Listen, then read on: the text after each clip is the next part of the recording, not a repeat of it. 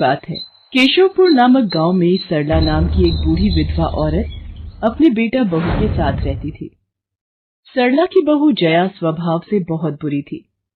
वो रोजाना सरला से बात बात पर लड़ती रहती थी। सरला का पति किशन शहर में मजदूरी करता था, इसलिए वो कभी कभी ही गांव आ पाता था। किशन शहर से घर खर्चे के लिए पैसे भेजता तो 2 लिफाफे भेजता, एक अपनी माँ के नाम और एक अपनी पत्नी के नाम। पर जया सरला के पैसे भी अपने पास ही रख लेती थी। ऐसे ही एक दिन, ये सरला देवी और जया जी के नाम के मनी ऑर्डर हैं। लाओ लाओ भैया, जल्दी से मुझे दे दो। ये सरला देवी के हस्ताक्षर करके ही उन्हें मिलेगा। माँ जी आराम कर रही हैं, लाओ मैं अंगूठा लगवा कर लाती हूँ।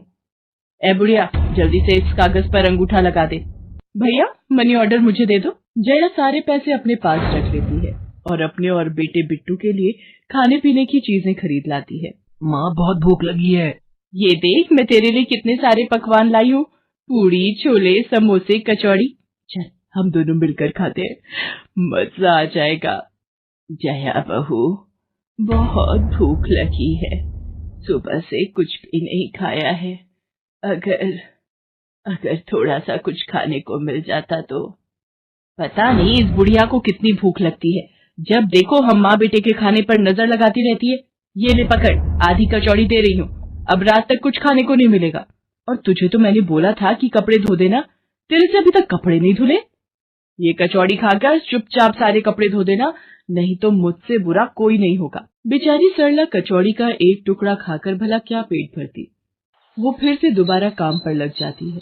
एक दिन किशन शहर से वापस आने वाला था। जया को पता था कि जब किशन सरला से पूछेगा कि वो उसे पैसे बराबर भेजता है तो उसे मिलते हैं या नहीं।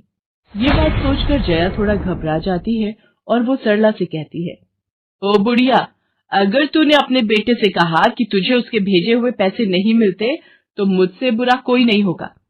वो तो एक दिन रहकर चले जाएंगे, उसके बाद जो मैं तेरा हाल करूंगी ना, फिर तू देखती रह जाएगी। इसलिए अपने बेटे के सामने दुखड़े रोने की कोशिश मत करना। नहीं बहू, मैं किशन को कुछ नहीं कहूंगी। माँ, मैंने तुम्हें पैसे भेजे थे, वो तुम्हें मिल गए थे ना? अरे आप बिना कैसी बातें करते हो। गरम पनीर के पकौड़े आप भी खाओ। किशन 2 दिन रहकर शहर वापस चला जाता है। जया फिर से अपने रूप में आ जाती है। दिन भर सरला काम करके एक दिन चक्की से आटा पिसवा कर लौट रही थी कि अचानक उसे चक्कर आ जाते हैं। रिक्शा में जाती एक लड़की देख लेती है। भैया इन्हें उठाने में मेरी मदद करो, बेचारी पता नहीं कौन है। सुमन, ये तेरे साथ कौन है? ये रास्ते में बेहोश हो गई थी, मैं इन्हें घर ले आई, लगता है इन्हें होश आ गया है। अब कैसा लग रहा है आपको? मैं ठीक हूँ बेटी, तुम्हारा बहुत बहुत शुक्रिया बेटी। माँ जी, आप इतनी भारी आटे की बोरी अकेले ही उठा कर ले जा रही थी, आपके बच्चे या कोई? सरला की आंखों में आंसू आ जाते हैं, वो रो पड़ती है। माँ जी, कोई परेशानी है तो आप हमसे कह सकते हो, मुझे लग रहा है आप बहुत परेशानी में हो। क्या करूं बेटी, मैं इस जीवन से हार गई हूँ। सरला के दुख का घड़ा फूट जाता है और वो सारा दुख सुमन और बाकी लड़कियों को बताती है। अब इस संसार में जीने की कोई इच्छा नहीं है मेरी। माँ जी, ऐसा मत सोचिए, आप जीवन से यूं निराश मत होइए। अब आप अपनी बहू के पास वापस मत जाना, आप यहाँ हमारे साथ रहो। बेटी, तुम बहुत अच्छी हो, भगवान तुम्हारा भला करे। तुम लोग यहाँ गांव में रहती हो क्या? जी माँ जी, हम मेहंदी वाली हैं। हम लोग मेहंदी लगाने का काम करती हैं और आसपास के गांव और शहरों में मेहंदी लगाने जाती हैं। क्या मैं भी ये काम सीख सकती हूँ? क्यों नहीं, बिल्कुल, और ये तो बहुत अच्छी बात है। हमारे ग्रुप में आप भी जुड़ जाओगे, मैं आपको मेहंदी लगाना सिखाऊंगी। सरला अब उन लड़कियों के साथ ही रहने लगी और कुछ ही समय में वो बहुत अच्छी मेहंदी लगाना सीख गई। इधर जया सरला के कुछ दिन तक वापस न आने से घबरा जाती है। ये बुढ़िया इतने दिनों से कहाँ गायब है, मुझे तो कोई खोज खबर नहीं है। बिट्टू के बापू ने हम सबको अचानक शहर बुलाया है, वहां जाकर अब यही बोलना पड़ेगा कि बुढ़िया की तबीयत खराब थी इसलिए नहीं ला सकी। जया बिट्टू को लेकर किशन के पास शहर पहुंचती है।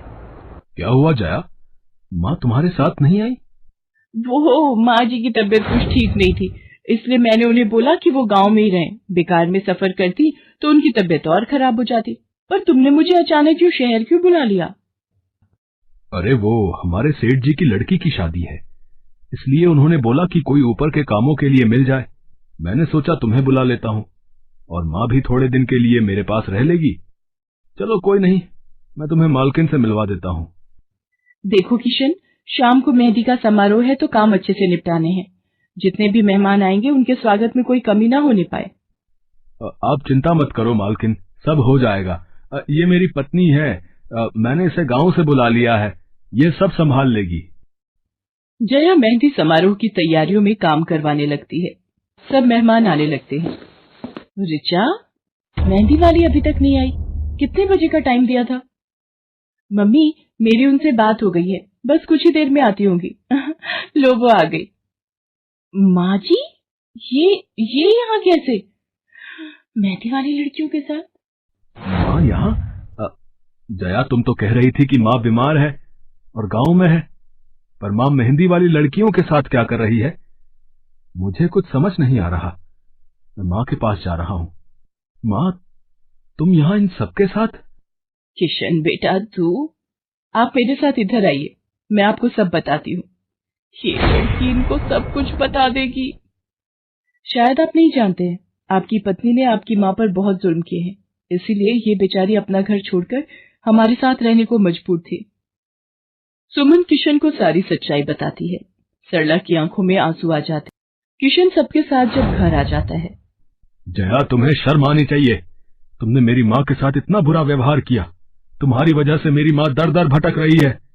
अब तुम मेरे साथ एक पल भी नहीं रहोगी। बिट्टू को मैं पाल लूंगा। अभी के अभी अपने मायके निकल जाओ। ऐसा मत कहो, मैं आप लोगों के बिना कैसे रहूंगी? मुझे माफ कर दो, मुझे माफ कर दो, मेरे से गलती हो गई।